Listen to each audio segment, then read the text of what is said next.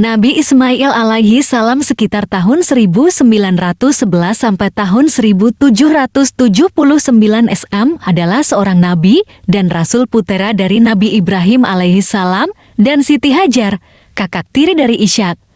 Ia menjadi nabi pada tahun 1850 SM. Ia tinggal di Amalek dan berdakwah untuk penduduk Al-Amalek, Bani Jurhum, dan kabilah Yaman. Nabi Ismail lahir dari pasangan Ibrahim alaihi salam dan Siti Hajar. Setelah beberapa hari kelahiran Ismail, Nabi Ibrahim diperintahkan oleh Allah Ta'ala untuk membawa istrinya Hajar dan Ismail ke Mekkah. Nabi Ibrahim pun menerima perintah itu lalu membawa keduanya pergi ke Mekkah. Setelah sampai di Mekkah, Nabi Ibrahim lalu meninggalkan Hajar dan Ismail di sana. Dia hendak pulang ke Syam. Melihat Nabi Ibrahim menjauh darinya, lalu Hajar segera mengejarnya sambil memegang bajunya dan bertanya, "Wahai Ibrahim, kamu mau pergi kemana? Apakah kamu tega meninggalkan kami di lembah yang tidak ada seorang manusia dan tidak ada sesuatu apapun ini?" Hajar terus saja mengulang-ulang pertanyaannya berkali-kali hingga akhirnya Ibrahim tidak menoleh lagi kepadanya. Akhirnya Hajar bertanya, "Apakah Allah yang memerintahkan kamu atas semua ini?" Ibrahim menjawab, "Iya." Hajar berkata, "Kalau begitu, Allah tidak akan menelantarkan kami." Ibrahim melanjutkan perjalanannya. Ketika sampai pada sebuah bukit dan mereka tidak melihatnya lagi, Ibrahim menghadap ke arah Ka'bah lalu berdoa untuk mereka dengan mengangkat kedua belah tangannya. Dalam doanya ia berkata, "Ya Tuhan kami, sesungguhnya aku telah menempatkan sebagian keturunanku di lembah yang tidak mempunyai tanam-tanaman di dekat rumah Engkau Baitullah yang dihormati. Ya Tuhan kami yang demikian itu, agar mereka mendirikan sholat, maka jadikanlah hati sebagian manusia cenderung kepada mereka dan beri rezekilah mereka dari buah-buahan, mudah-mudahan mereka bersyukur." Quran Surah Ibrahim ayat 37. Setelah ditinggalkan Nabi Ibrahim alaihi salam, Hajar kembali. Dia minum air dari persediaan, lalu menyusui Ismail. Ketika air persediaan habis, ia mulai haus, begitu juga dengan anaknya. Lalu Ismail mulai menangis, ia meronta-ronta. Lalu, dia pergi meninggalkan Ismail untuk mencari air. Meskipun mustahil di tempat gersang seperti itu, ada air, tapi Hajar berusaha untuk mencari. Hajar pergi ke Bukit Syafa, bukit yang paling dekat keberadaannya dengannya. Ketika ia sampai ternyata tidak ada air di sana. Dia tidak lantas berputus asa. Dia berlari ke Bukit Marwah berharap di sana dia bisa menemukan air. Tetapi ketika dia sampai di Marwah, dia tidak menemukan air juga.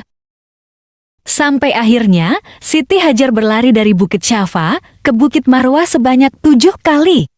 Namun, tidak mendapatkan sumber air sedikit pun. Akhirnya dengan sangat lelahnya, ia kembali menemui Ismail alaihi salam. Peristiwa Siti Hajar mencari air dengan lari sebanyak 7 kali dari Bukit Syafa ke Bukit Marwah menjadi sejarah munculnya sa'i dalam ibadah haji. Nabi Ismail terus menangis. Lalu Allah Ta'ala menurunkan mukjizatnya melalui malaikat Jibril. Ketika itu, Nabi Ismail menghentakkan kakinya ke padang pasir. Lalu keluarlah sebuah mata air yang sangat jernih airnya. Mata air itulah yang disebut air Zam-Zam. Hajar terus melalui hidup seperti itu, hingga kemudian lewat serombongan orang dari suku Jurhum yang datang dari jalur Bukit Kada. Lalu singgah di bagian bawah Mekah. Kemudian mereka melihat ada seekor burung sedang terbang berputar-putar. Mereka berkata, "Burung ini pasti berputar karena mengelilingi air. Padahal kita mengetahui secara pasti bahwa di lembah ini tidak ada air." Akhirnya mereka mengutus 1 atau 2 orang yang larinya cepat, dan ternyata mereka menemukan ada air. Mereka kembali dan mengabarkan keberadaan air, lalu mereka mendatangi air. Saat itu, Hajar sedang berada di dekat air. Maka mereka berkata kepada Hajar, "Apakah kami boleh tinggal dan bermukim di sini?" Ibu Ismail berkata, "Ya boleh, tapi kalian tidak berhak memiliki air." Mereka berkata, "Baiklah." Hajar menjadi senang karena ada orang-orang yang tinggal bersamanya. Akhirnya mereka pun tinggal di sana dan mengirim utusan kepada keluarga mereka untuk mengajak mereka tinggal bersama-sama di sana. Ketika itu, Nabi Ismail belajar bahasa Arab dari mereka suku Jurhum dan Hajar mendidik putranya dengan pendidikan yang baik serta menanamkan akhlak mulia sampai Ismail agak dewasa dan sudah mampu berusaha bersama ayahnya, Nabi Ibrahim alaihi salam. Selanjutnya, Nabi Ibrahim berkunjung menemui Hajar dan anaknya untuk menghilangkan rasa kangennya kepadanya, maka pada suatu hari, saat Nabi Ibrahim telah bersama anaknya, Ibrahim bermimpi bahwa dirinya menyembelih putranya, yaitu Ismail alaihi salam. Setelah ia bangun dari tidurnya, Ibrahim pun mengetahui bahwa mimpinya itu adalah perintah dari Allah Subhanahu wa Ta'ala. Karena mimpi para nabi adalah benar, maka Nabi Ibrahim mendatangi anaknya dan berbicara berdua bersamanya. Ibrahim berkata, "Wahai anakku, sesungguhnya aku melihat dalam mimpi bahwa aku menyembelihmu, maka pikirkanlah apa pendapatmu." Ismail menjawab, "Wahai ayahku, kerjakanlah apa yang diperintahkan kepadamu, insya Allah kamu akan mendapatiku termasuk orang-orang yang sabar." Quran Surah As-Safat ayat 102. Lalu mereka menjalankan perintah Allah, Nabi Ismail dibaringkan siap untuk disembelih. Namun Allah menggantinya dengan hewan sembelihan seperti dalam ayat berikut. Dan kami tebus anak itu dengan seekor sembelihan yang besar.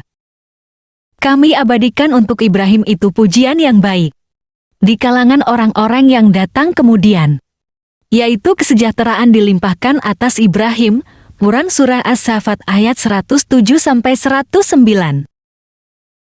Dari sinilah asal permulaan sunnah berkurban yang dilakukan oleh umat Islam pada tiap hari raya Idul Adha di seluruh pelosok dunia. Nabi Ismail alaihi salam membantu ayahnya Nabi Ibrahim alaihi salam untuk membangun Ka'bah. Sebagai seorang nabi, untuk membangun sebuah rumah untuk menyembah Allah. Tempat itu dipenuhi dengan rahmat. Ka'bah sudah ada semenjak Nabi Adam alaihi salam. Namun ketika Nabi Adam wafat, Ka'bah hilang tertimbun. Sehingga Nabi Ibrahim diperintahkan Allah untuk membangun untuk kedua kalinya. Ka'bah adalah sekumpulan batu yang tidak membahayakan dan tidak lebih dari sekadar batu. Meskipun demikian, ia merupakan simbol tauhid Islam dan tempat penyucian kepada Allah Ta'ala. Allah Ta'ala berfirman, "Dan ingatlah ketika Ibrahim meninggikan membina dasar-dasar Baitullah bersama Ismail seraya berdoa, 'Ya Tuhan kami, terimalah dari kami amalan kami, sesungguhnya Engkaulah yang maha mendengar lagi maha mengetahui. Ya Tuhan kami, jadikanlah kami berdua orang yang tunduk dan patuh kepada Engkau, dan jadikanlah di antara anak cucu kami umat yang tunduk patuh kepada Engkau, dan tunjukkanlah kepada kami cara-cara dan tempat-tempat ibadah haji kami, dan terimalah taubat kami. Sesungguhnya Engkaulah yang maha penerima taubat lagi maha penyayang. Ya Tuhan kami, utuslah untuk mereka seorang rasul dari kalangan mereka yang akan membacakan kepada mereka ayat-ayat Engkau dan mengajarkan kepada mereka Alkitab Al-Quran dan Al-Hikmah As-Sunnah serta menyucikan mereka. Sesungguhnya Engkaulah yang maha perkasa lagi maha bijaksana." Quran Surah Al-Baqarah ayat 127-129.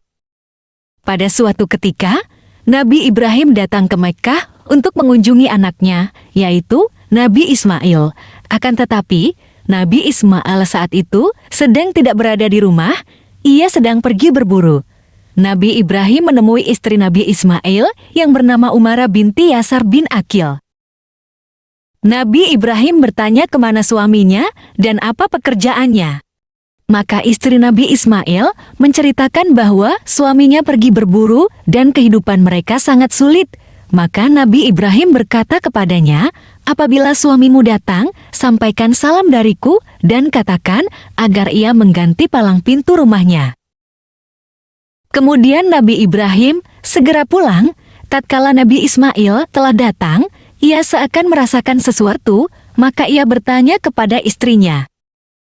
Istrinya lalu bercerita, tadi ada seorang tua datang, yang sifatnya, demikian ia menyebutkan sifat-sifat Nabi Ibrahim.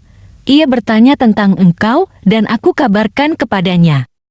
Dia juga bertanya tentang kehidupan kita, dan aku kabarkan bahwa, sesungguhnya kita dalam kesulitan. Dia menitip salam untukmu, dan mengatakan, agar engkau mengganti palang pintu rumahmu. Maka Nabi Ismail pun berkata, dia adalah ayahku, dan engkaulah yang dimaksud dengan palang pintu itu, kembalilah engkau kepada orang tuamu. Nabi Ismail menceraikan istrinya. Kemudian, Nabi Ismail menikah lagi dengan wanita yang bernama Sayyidah binti Mazaz bin Umru. Setelah itu, Nabi Ibrahim datang lagi pada waktu yang lain, dan Nabi Ismail juga kebetulan sedang pergi berburu. Maka Nabi Ibrahim menemui istri Nabi Ismail dan bertanya tentang Nabi Ismail. Maka istrinya bersyukur kepada Allah dan menceritakannya. Kemudian Nabi Ibrahim menanyakan tentang kehidupan mereka. Istri Nabi Ismail menceritakan bahwa kehidupan mereka penuh dengan nikmat dan kebaikan. Istri Nabi Ismail tersebut adalah seorang wanita yang baik, yang bersyukur kepada Allah dan juga kepada suaminya. Kemudian Nabi Ibrahim berkata kepadanya, jika suamimu datang, sampaikanlah salam kepadanya dan katakan kepadanya, agar ia mengokohkan palang pintu rumahnya. Setelah itu, Nabi Ibrahim pun segera pulang. Maka tatkala Nabi Ismail pulang, ia bertanya kepada istrinya, apakah tadi ada yang mengunjungimu? Istrinya menjawab, tadi datang kepadaku seorang tua yang keadaannya demikian. Nabi Ismail bertanya, apakah ada sesuatu yang ia katakan kepadamu? Istrinya menjawab, dia bertanya kepadaku tentang dirimu, dan aku pun menceritakannya. Dan ia bertanya pula tentang kehidupan kita. Maka aku sampaikan bahwa kita berada dalam kenikmatan, dan aku mengucapkan syukur memuji Allah. Nabi Ismail bertanya lagi, kemudian apalagi yang ia katakan? Istrinya menjawab, ia menitipkan salam untukmu dan memerintahkanmu untuk mengokohkan palang pintu rumahmu. Nabi Ismail lantas berkata, dia adalah ayahku, dan engkau adalah palang pintu itu. Dia memerintahkan agar aku tetap mempertahankanmu sebagai istri.